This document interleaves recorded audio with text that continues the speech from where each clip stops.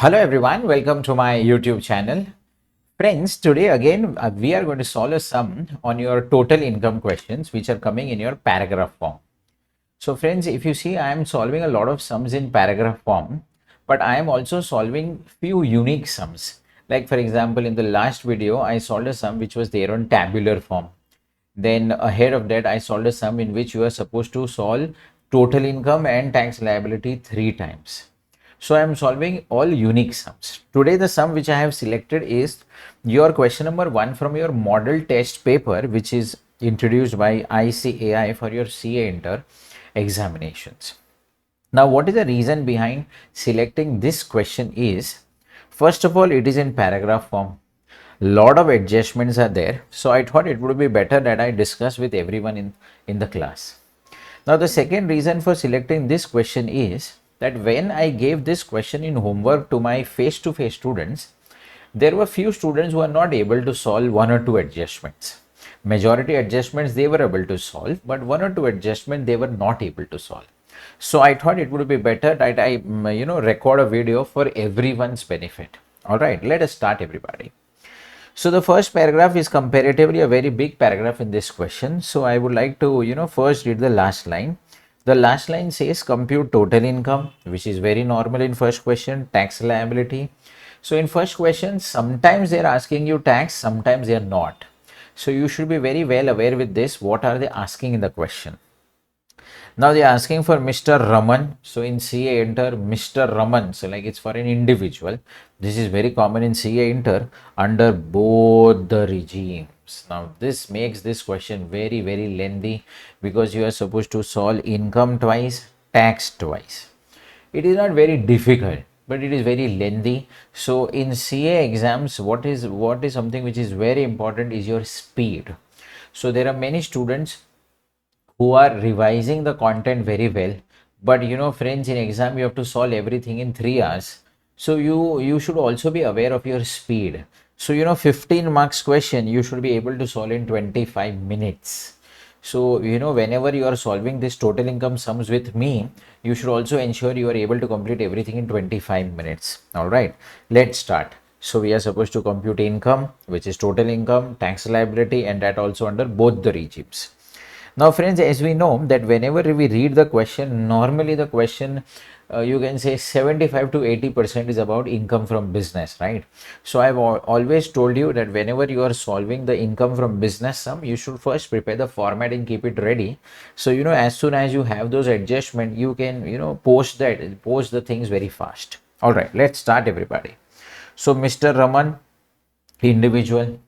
Resident, very, very important. This will help in tax liability, maybe chapter 6A also. 62 years. This is very, very important because when you will be calculating tax liability, you might forget this. All right. So what I have in habit is that when I prepare the format and then I divide everything into 5 parts, on the safer side, what you can do is you can write it 62 years. So when you are solving tax, okay, this person is a senior citizen. So when I apply my slab rate, what you can do is in exam you can write this with pencil also. So when you apply slab rate, you have to apply the slab rate of that 60 years individual slab rate. Engage in the business of manufacturing, additional depreciation may come into picture. So one of the most important thing, friends, is analyzing the question. So there are many students who are not having a habit of reading a lot of English sentences. So this is very, very important that you have a habit of reading the question.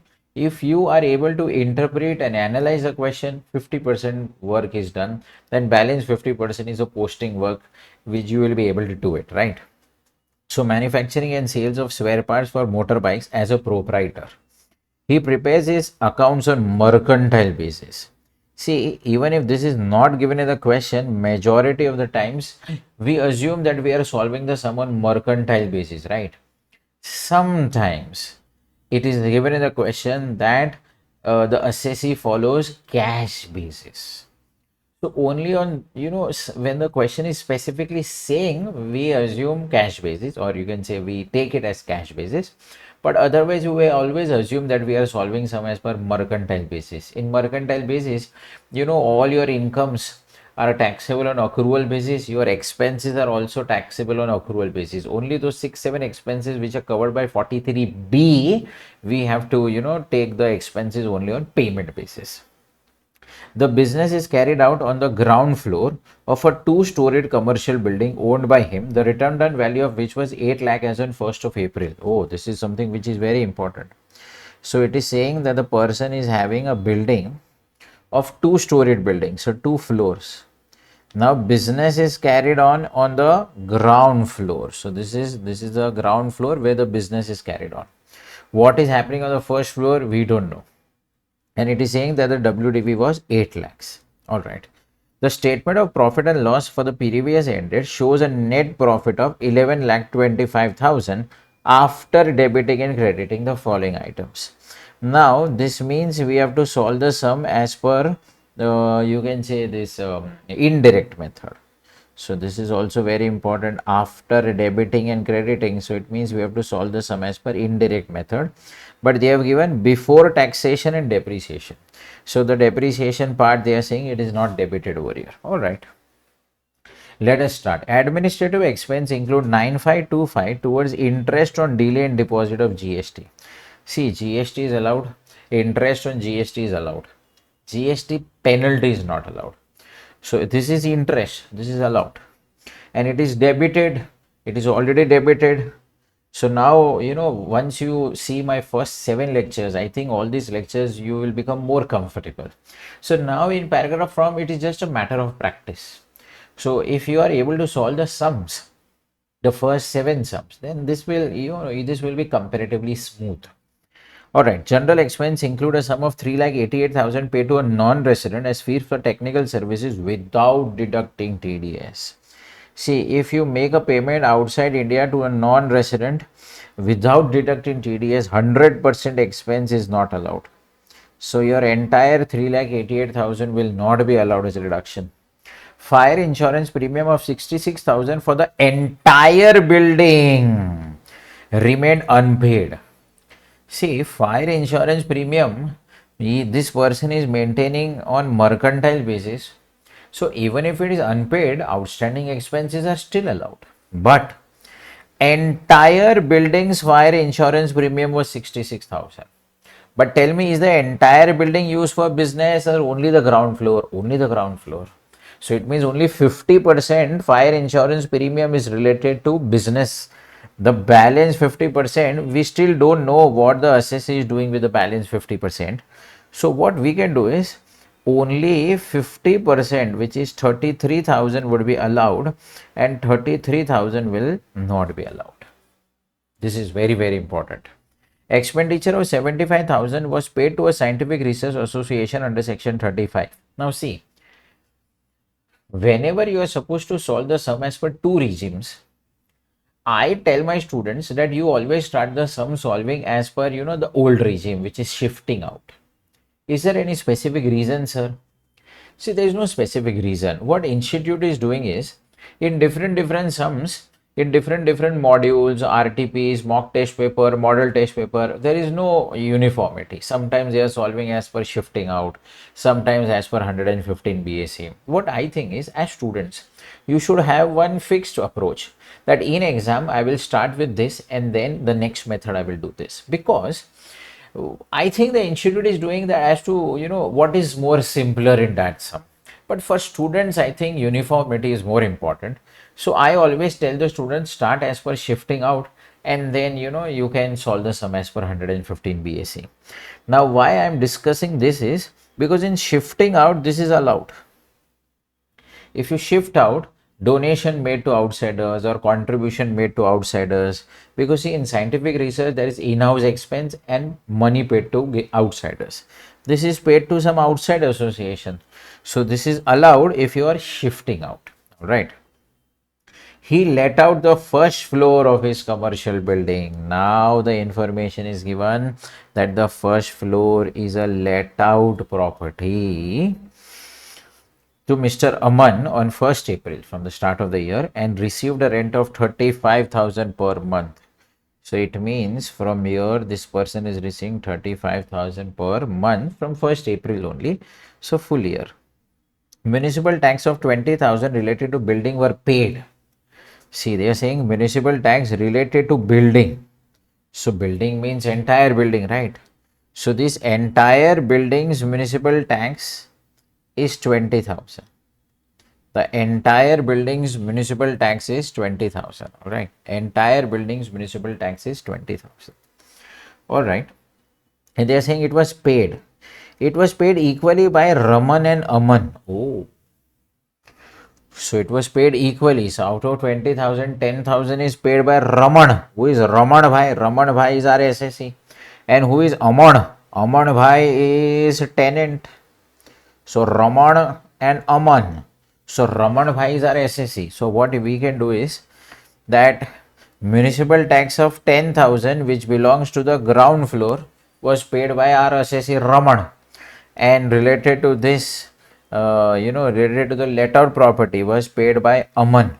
So Aman is tenant. So tenant has paid this municipal tax. So in IFHB this 10,000 will not be allowed as a reduction.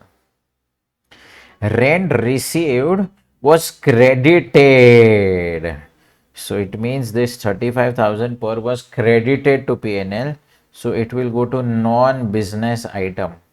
So when we are solving our PGBP sum, this would be non-business item. All right. And 10,000 related to ground floor was debited. So 10,000 related to ground floor. So it means entire 20,000 was not debited. Entire 20 was not debited. Entire 20 was not debited. 10,000 related to ground floor was debited. So ground floor is used for a business. For a business property, you have paid municipal tax. So it's fine, no? It is allowed. It doesn't matter. He sold a piece of land for 44 lakh. Piece of land. Land is a capital asset. 44 lakh is selling price. On 12th of April 2025, he had acquired the land for 40 lakhs. 40 lakhs is Kawwa. What is Kawwa? Kawwa is cost of acquisition. In simple words, purchase price. So, Kawwa means cost of acquisition. It is my code word. And it was purchased for 40 lakhs. Sold for 44 lakhs. So, 4 lakh is the profit. The gain of 4 lakh is credited to the profit and loss account. No. This is capital gains. This will again be non-business item, and this 4 lakh is not your business income. It is your capital gains. All right. So friends, till now, if you see, we have business, we have IFHP, which is income from house property, and we have capital gains. 3 heads are there. Additional information. All right. Mr. Raman, who is our assessee, purchased raw material from Messrs. Paul Industries, a micro enterprise. Oh, on 10th of March. Date is very important.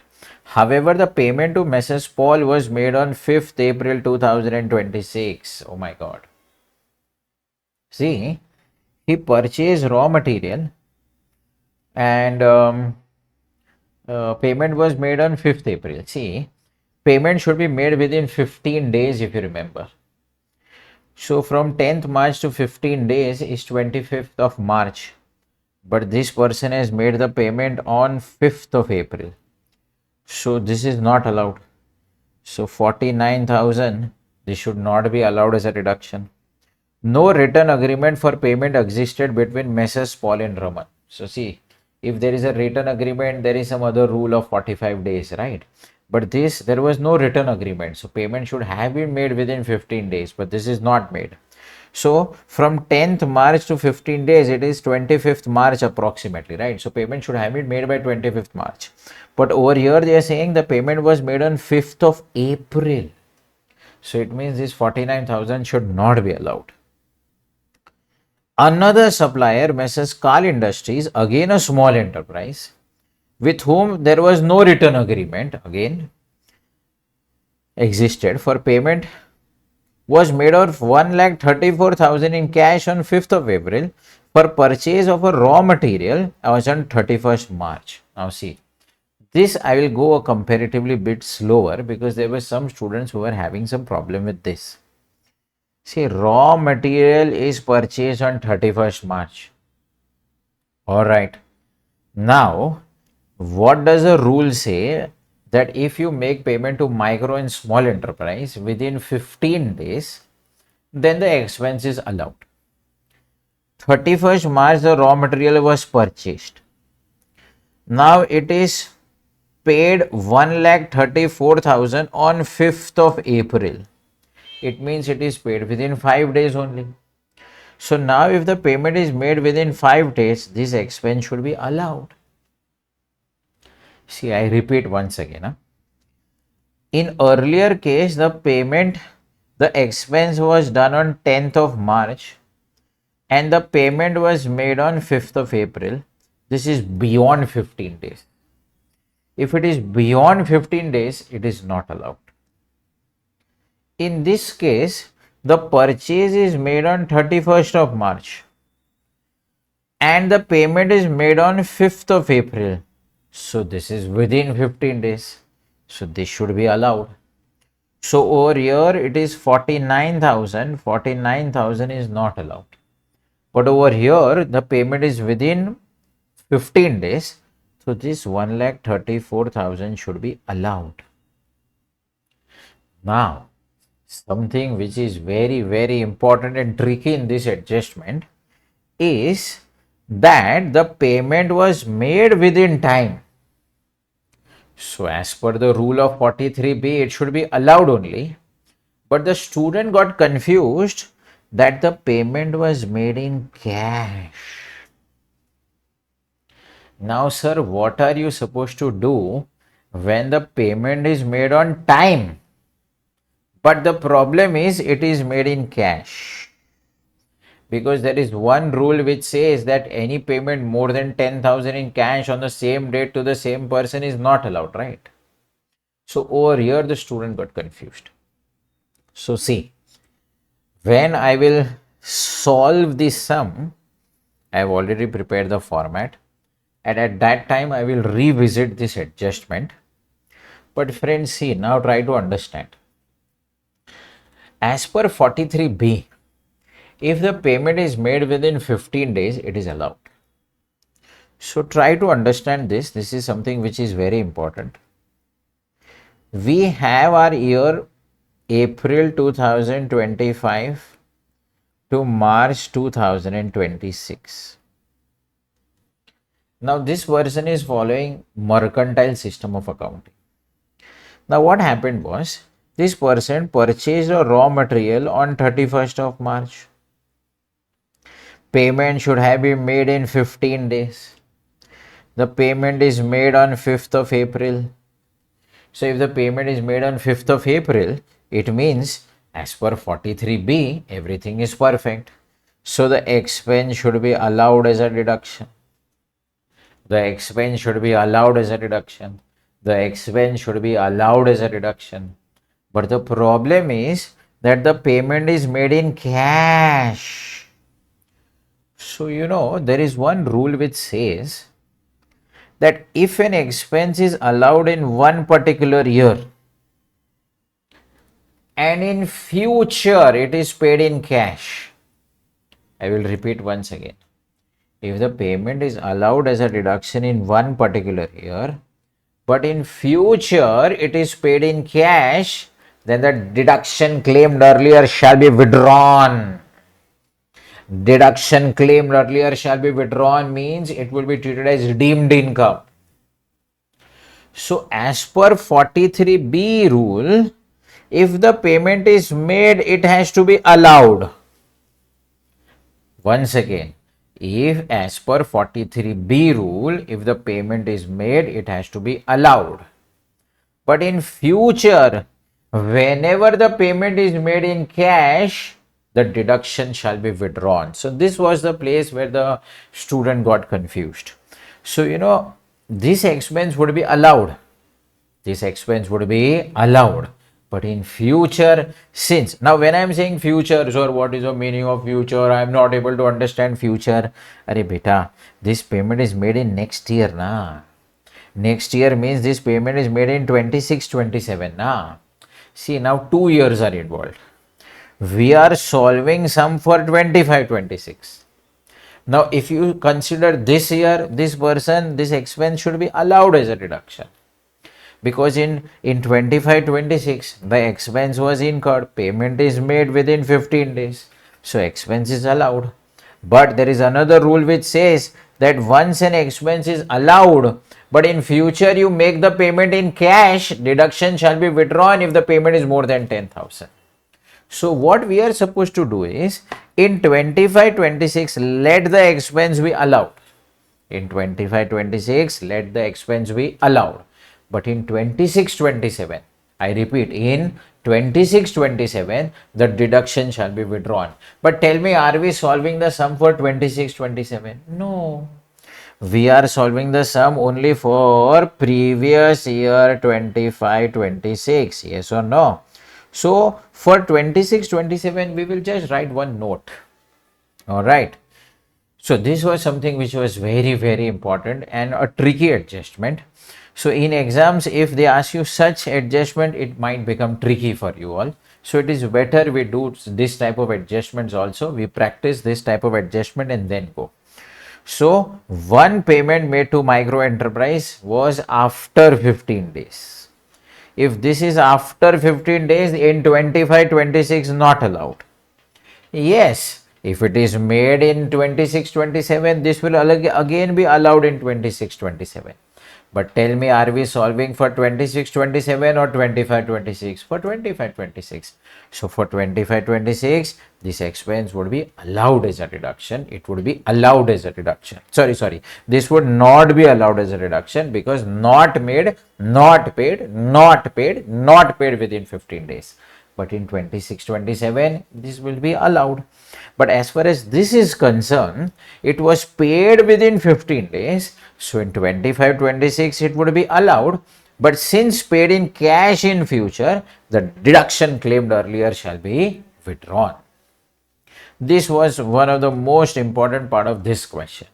Other than this, everything is comparatively simpler. Okay. Mr. Raman acquired a registered trademark. See, trademark is an intangible asset. So, whenever you read purchase a registered trademark, you have to understand purchase an intangible asset. On July 15, 2025 for 2 lakh, he started using this trademark from January 26. So, half year depreciation on this. Trademark 25% depreciation and intangible asset. He bought a car for personal use in 2021. He started using this car for business on first day of this year. So this is personal car brought into business use. If you remember, this type of sum is there in module also, in your May 2026 module. I think this is the first or the second question of your depreciation. And this is converted into an additional information in this question. Similar sum. As on that date, the market value of the car. So the market value is not important because when any personal asset is brought into business use, directly on this amount you will get a depreciation. If personal building is converted, then you do that notional depreciation calculation. But this is not personal building, this is personal car. So you will get depreciation on 15% directly on cost only. This is also something very important. We are not discussing theory, right? I am not discussing, I am not explaining, I am just solving the sum. So it is assumed you already know the theory. I am just helping you with the sums over here. He incurred 2,50,000 on new machinery to be used for production of spare parts. So depreciation would be there, but additional depreciation would also be there. Why additional depreciation? Because this person is manufacturing. Now the date is, so it would be full year. So normal depreciation full year, additional depreciation also full year. He paid tuition fees for daughter, ATC. During the year, he incurred 9,500 in cash for preventive health checkup. In preventive health checkup, cash is allowed. 5,000 for himself and 4,500. So maximum 5,000 is allowed. This person is a senior citizen, but in preventive health checkup, maximum 5,000 is allowed. Correct. So 80D deduction. Donation made to political parties. So 80GGC. If an Indian company makes a donation, 80GGB. For all other SSCs, 80GGC. So friends, we have done the difficult part. Now we have to do the simple part of this, which is solving the sum. Format is ready. Let us start. So I have made the format. You can stop, make the format and then solve. Or what you can do is solve on your own and then just cross check whether your answer and my answer is matching or not. Right? Alright. So first is house property. So now I am also keeping this adjustment with me, so we can do it fast, right? So in house property, they are saying it is 35,000. So 35,000 into 12 months. So it would be 4,20,000. Municipal tax question says it was paid by tenant. So if it is paid by tenant, not allowed. Then NAV would be same 4,20,000. Then we have to do 30% standard deduction. So this 30% comes to 1,26,000. Interest on loan is not there in the question. So our taxable IFHP, the taxable IFHP would be 2,94,000.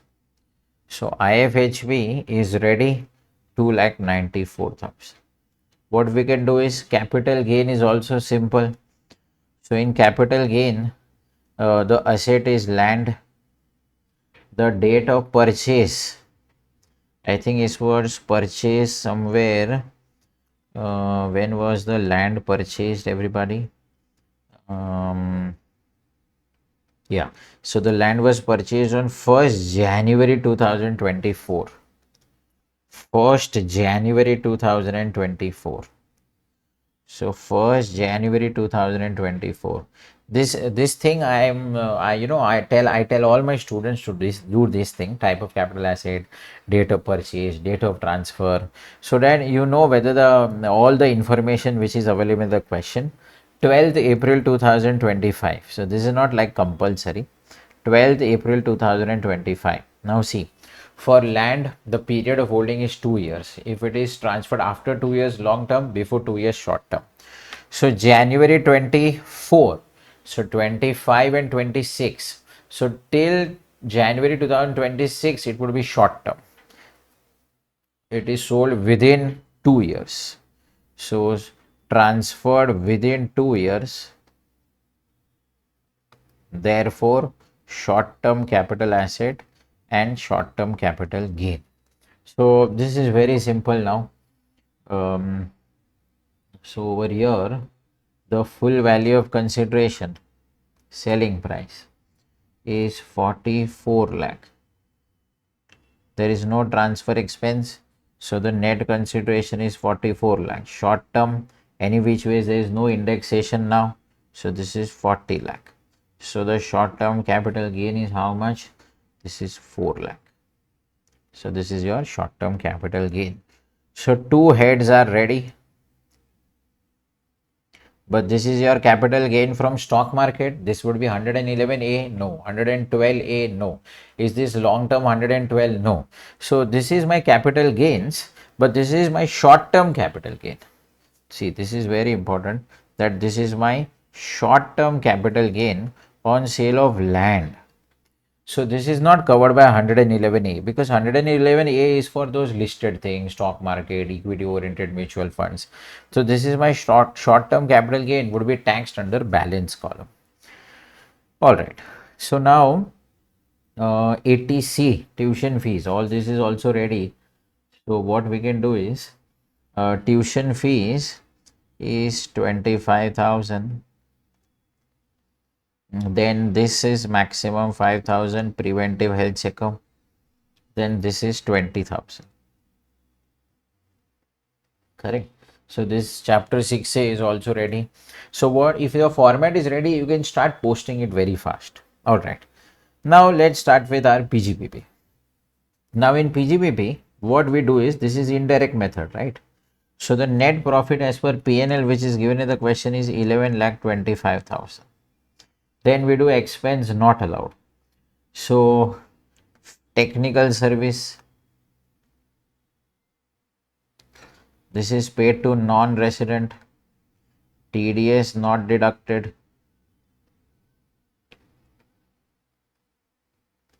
So how much is the expense which is not allowed? 3,88,000. If you write directly in the outer column, that is also fine. That is not an issue. Then fire insurance premium, half will be not allowed because this half is related to that, house property part. And in house property also, this is not allowed because we get 30% standard deduction.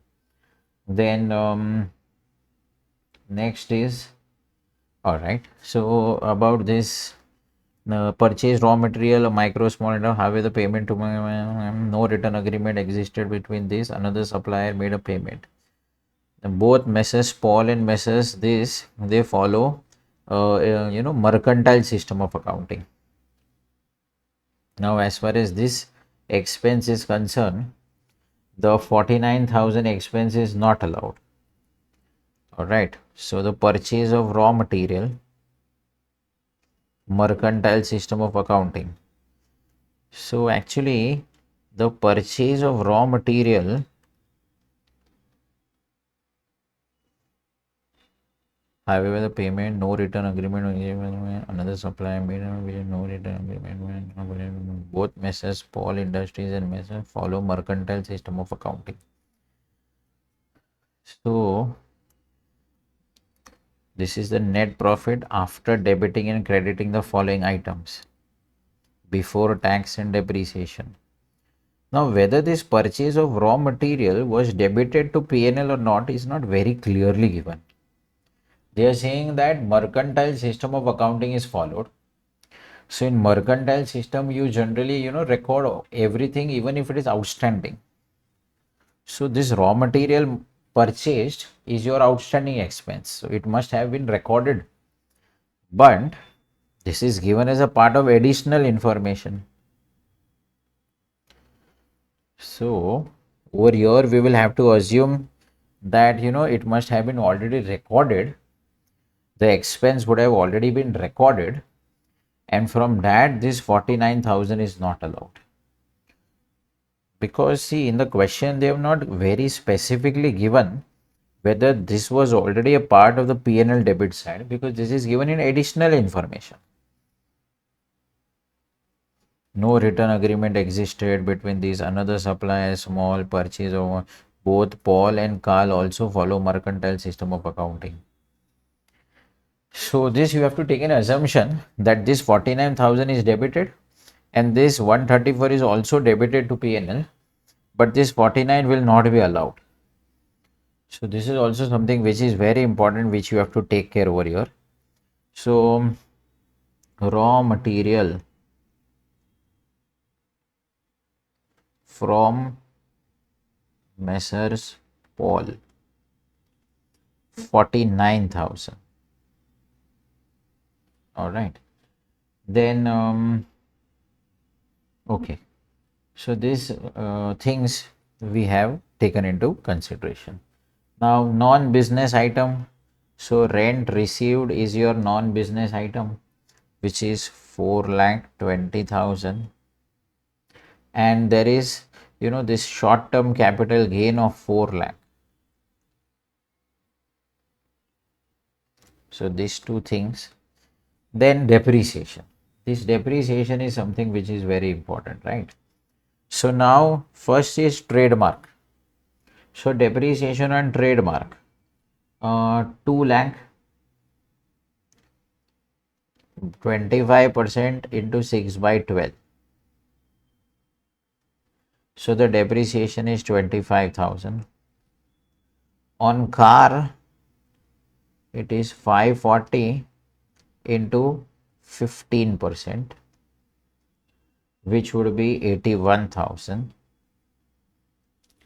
Now the depreciation on machinery. So the machinery is 2,50,000 into 15%. What I can do is I can directly write it in the outer column only. Then 2,50,000 into 15%, which would be 37,500. But very important, you will also get additional depreciation. So 2,50,000 into 20% additional depreciation, which would be 50,000. Then on building, there is 8 lakh into 10%, which is 80,000. So we just have to cross check whether everything is done. See, trademark, yes, done. Then car, yes, done. Then on machinery, yes, done. So we have all this. The building depreciation,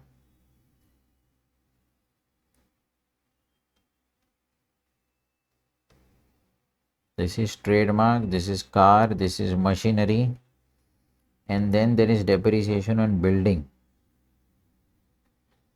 Where is the information related to depreciation on building?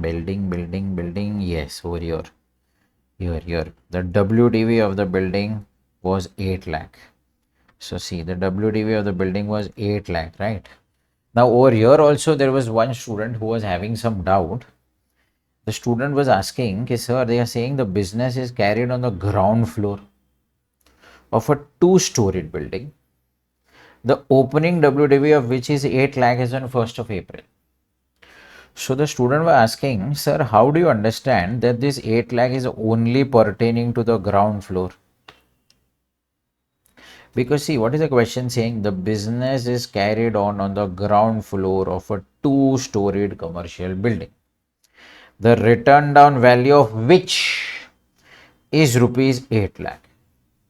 So the sentence is framed in such a way that the business is carried out on the ground floor of a two-storied building and the WDV of which as on 1st of April is 8 lakh. See, WDV is only for depreciable assets which are recorded in business, right? See, in house property, there is no concept of getting deduction for depreciation. So this WDV, which is 8 lakh, is always for the business asset only. So the student was getting confused. So I feel that institute should have given more information that this 8 lakh is not pertaining to the entire building. It is pertaining only to the ground floor. Because the WDV of which is 8 lakh, it gives an impression, yes, WDV means for business part only, right? So somewhere it is giving a data, but it is not very clear.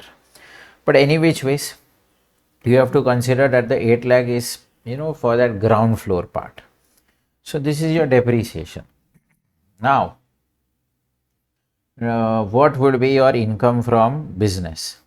So what we do is 11,25,000 plus 388 plus 33 plus 49,000 minus 4,20,000 minus 4 lakh. Then we minus all this depreciation. So all this depreciation is also minus. You have to take care of this plus minus very well in your exams. Minus 25,000 minus 81,000 minus 37,500 minus 50,000 and minus 80,000. So 5,01,500. 5,01,100. Income from business should be 5,01,500.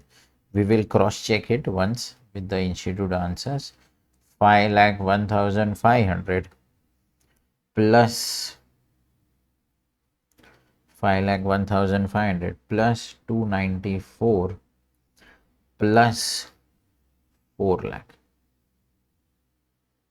So 11 lakh 95,500. So 11,95,500 is our GTI.